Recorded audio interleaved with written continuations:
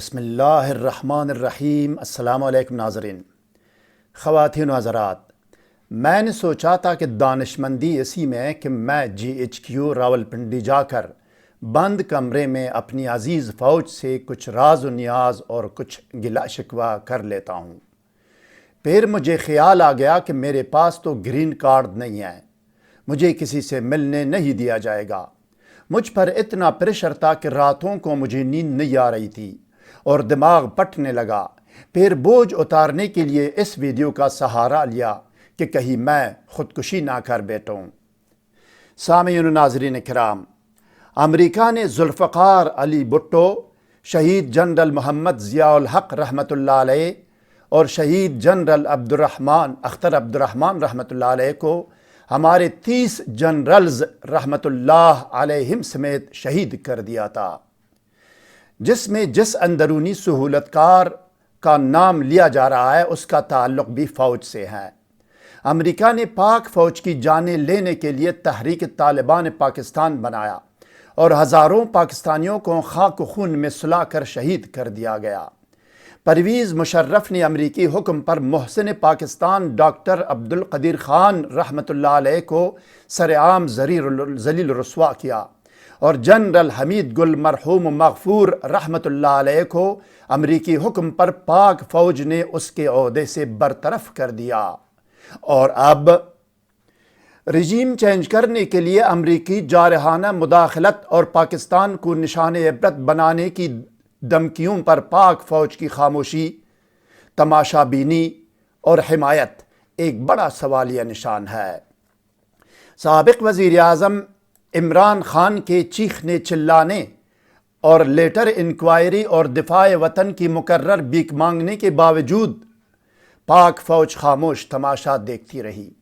اسی دوران اور لمحات میں امریکی خط کا جواب دینے کے بجائے امریکہ سے تعلقات کو مزید مستحکم کرنے کا اعلان کرتے ہوئے پاک فوج نے یوکرائن جنگ میں روس کی مذمت کر دی اور ہمارے بہترین دوست چین، روس، عرب ممالک، ترکی، ایران، کشمیر، افغانستان اور پاکستانی قوم کو سخت ناراض کر دیا گیا، اور فوج نے یہ ثابت کر دیا کہ پاک فوج پاکستانی قوم اور سرزمین پر امریکی حملوں، جارحانہ مداخلت اور خطرناک دھمکیوں کی پہلی کی طرح حمایت کرتی ہے، اور یہ فوج امریکہ کے لیے بنائی گئی ہے، اور اس فوج نے ہمیشہ صلیبی جنگ لڑ کر صرف امریکہ کے لیے کام کیا ہے، بلکہ کام کرتی رہے گی۔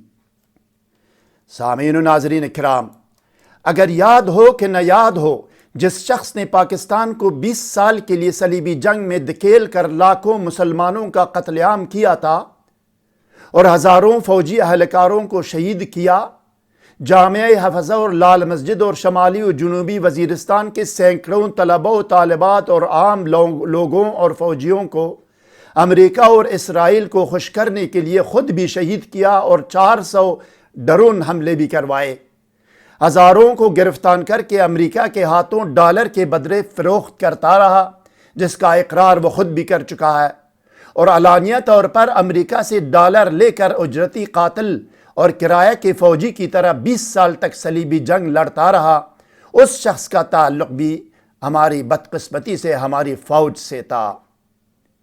یہ تھا وہ پرویز مشرف جو ایک ہی امریکی فون کال پر 20 سال تک کے لیے امریکہ اور اسرائیل کے قدموں میں وردی سمیت لیٹ گیا۔ پرویز مشرف کے دور میں امریکہ نے پاکستان میں CIA میں بھرتی ہونے کے لیے اشتہار بھی لگوائے تھے۔ سرزمین پاکستان میں CIA کے لیے پاکستانیوں کو بھرتی بھی کیا گیا تھا۔ CIA کے جاسوسوں کو کوہٹا کے قریب اسلام آباد میں لمبی اقامت کے ویزے بھی جاری کر دیے گئے تھے۔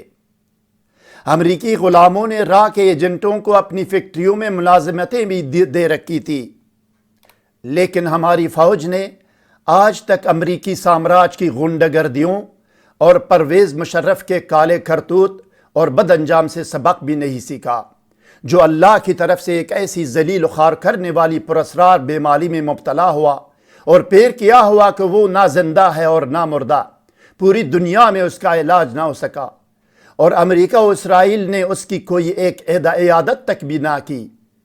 اس کو سپر پاور اللہ تعالیٰ نے یہ تاریخی عزت بھی دی کہ اس کے خلاف ڈی چوک میں لٹکانے اور گھسیٹ گھسیٹ کر سزائے موت دینے کا عدالتی حکم بھی آ گیا۔ یہ سزا ایمرجنسی اور مارشل لا کی سزا نہیں تھی، بلکہ اس امریکی غلامی میں باقی کرتوتوں کی سزا تھی جو کہ عدالت نے نہیں بلکہ اللہ نے دی۔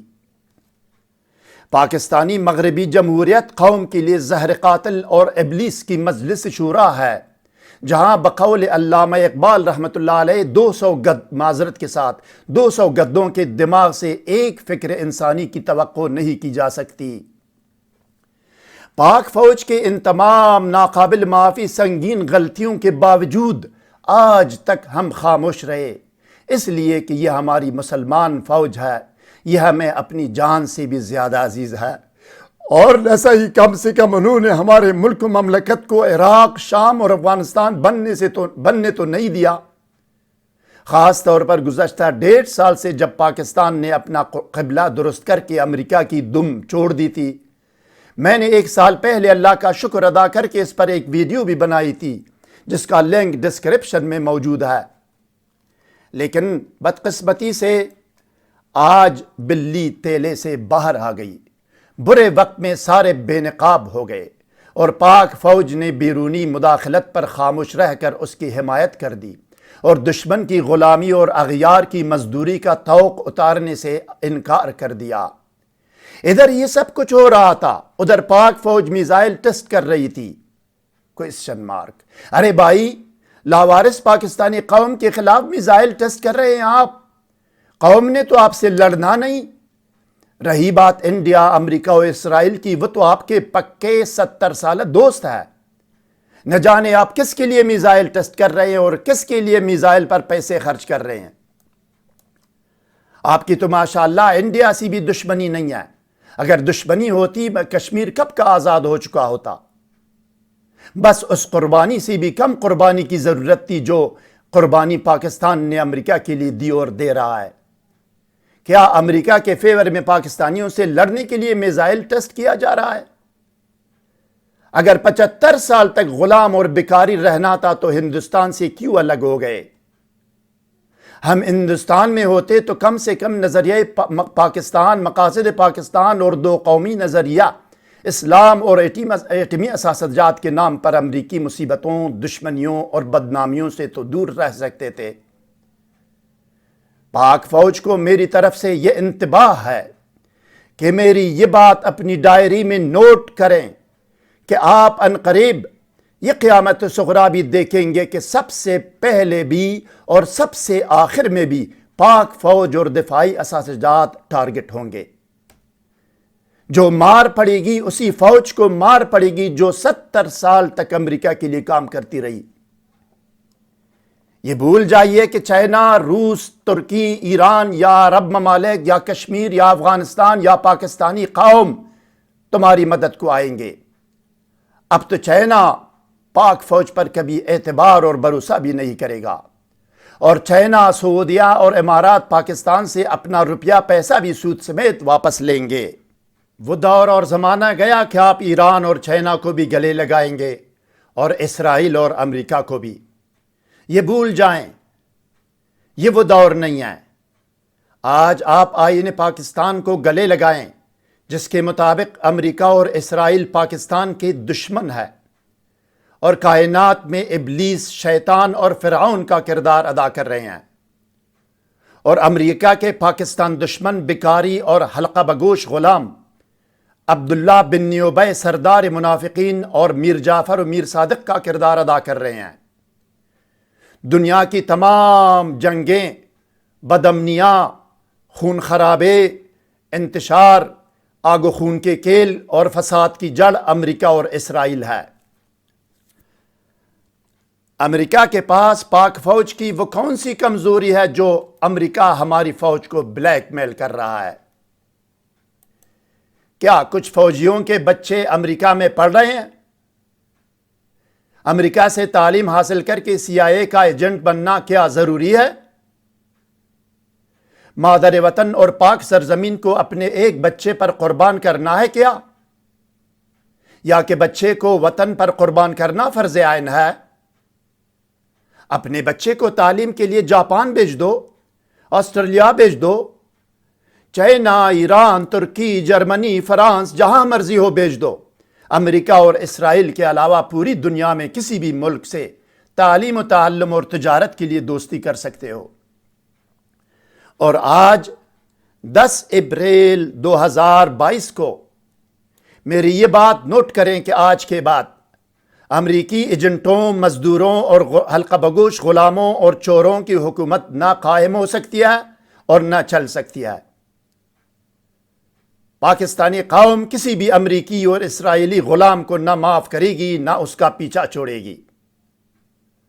اس وقت تک پیچھا کرے گی جب تک یہ لوگ آئین پاکستان کے سر تسلیم خم نہیں کرتے۔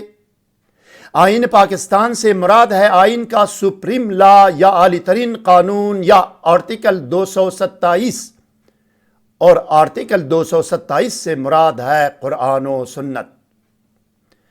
ابھی تو ابتدائے عشق ہے، روتا ہے کیا، آگے آگے دیکھیے ہوتا ہے کیا۔ خواتین و حضرات، آج پاکستانی قوم ایک مظلوم قوم ہے، اور میں بھی اسی قوم کا ایک مظلوم فرد ہوں۔ پاک فوج نے ہمیں اسرائیل اور امریکہ کے رحم کرم پر چھوڑ دیا۔ اس ویڈیو میں نے آئین پاکستان کے سپریم لا یا اعلی ترین قانون کے آرٹیکل 227 کے تحت اپنے آئینی اور قانونی حقوق استعمال کیے ہیں، اور میں ہر فرم میں اپنے ان آئینی و قانونی حقوق کا دفاع کروں گا۔ اس ویڈیو میں میرے استعمال شدہ آئینی و قانونی حقوق یہ ہے: ایک مظلوم کی حیثیت سے پبلکلی بد کلامی اور بدگوئی کرنا، قانون کے دائرے میں رہتے ہوئے احتجاج اور اظہار رائے کرنا، پبلک کو ظلم اور ظالم سے آگاہ کرنا، منافقین اور امریکی غلاموں کو آئینہ دکھانا، ظالم بادشاہ کے سامنے کلمہ حق کہنا، امر بمعروف اور نہی از منکر کرنا، دشمن اور منافقین کے اینٹ کا جواب پتھر سے دینا۔ آئین کے آرٹیکل 227 کے علاوہ بھی بحوالہ mister justice Khalil ur-Rehman Ramday, supreme court of Pakistan کا ایک فیصلہ یہ ہے کہ مظلوم شخص پبلکلی بد کلامی اور بدگوئی کر سکتا ہے۔ واللہ علی ما نقول وکیل، والسلام علی من اتبع الہدی۔